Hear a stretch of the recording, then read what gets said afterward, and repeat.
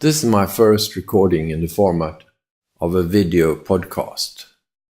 I produce it in parallel in English and Swedish. The intention is that it can be listened to or watched as you prefer, given your situation during the day. I realize that you may not be able to devote your full attention to the material, but there should also be the possibility to use it with more energy, also looking at sources illustrated on the screen. So I do have a possibility in this way to illustrate what I'm saying in a more visible way than I can do when writing a book. I can give you direct access to material which is going to be available on my website for further study whenever you wish. I want to stress, of course, that this is not a professional production. It doesn't follow all the rules proposed by professional social media experts. For instance, it's not very short, it's not very snappy, it's not recorded or photographed by really professional equipment. It doesn't just contain one message, it contains many, etc. But I found it useful for myself and fun, actually, to see whatever use my own questions and explorations in search of answers can help also others. The idea is to bring inspiration and promote zooming out in order to get the energy to zoom in on whatever you are doing as a professional or simply as an interested citizen. So I allow myself sometimes to show a black screen when I do not for the moment have illustration material. I also allow myself the possibility to update and upgrade my material and change formats as I go along. The essence is speed and learning and independence. No one has essentially funded these podcasts except myself. No one is delaying their publication. Because I really believe that there is an urgency, both on the professional and the private level, to get more material out on Europe and security and the world.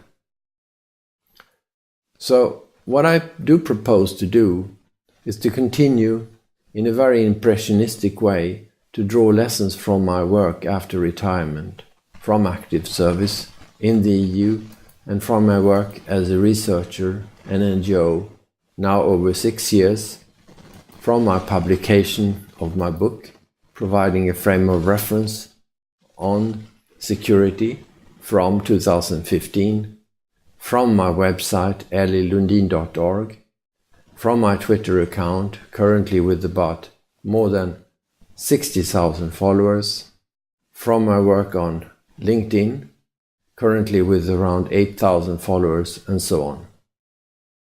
Some of these lessons can be summarized in a very short way, in short sentences. Others can just pose further questions at a very, very difficult time for everybody in terms of trying to keep track.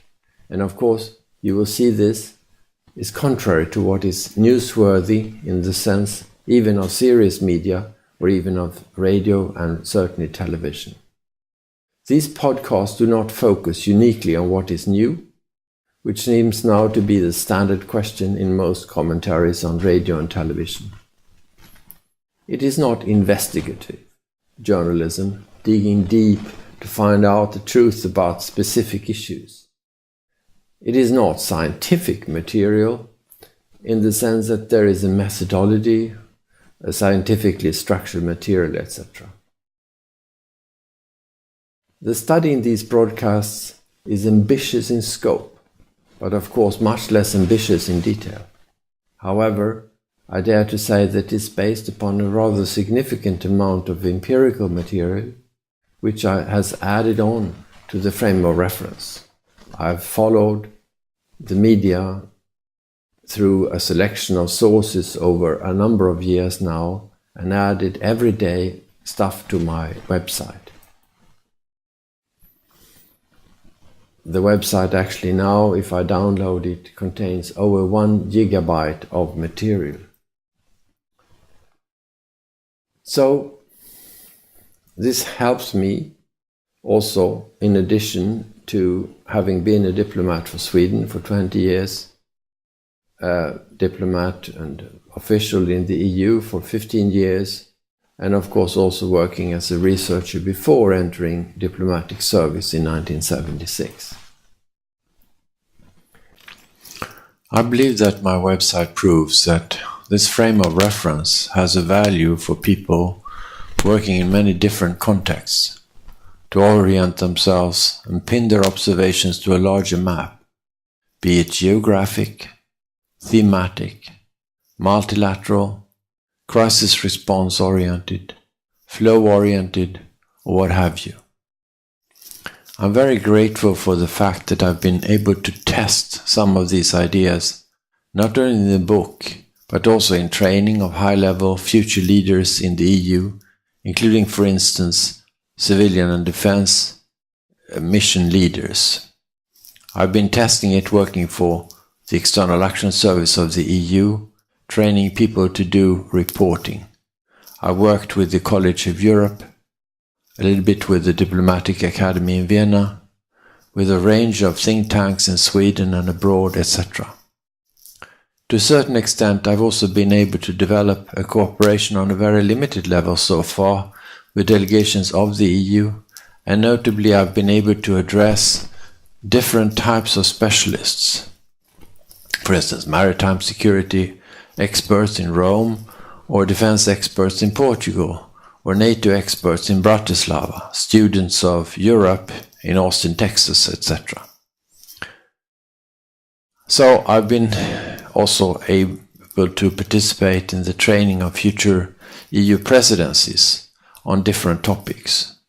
All of this has brought a lot of inspiration and a feeling that this type of work is indeed necessary. Thank you for listening in. And please do follow my video podcasts.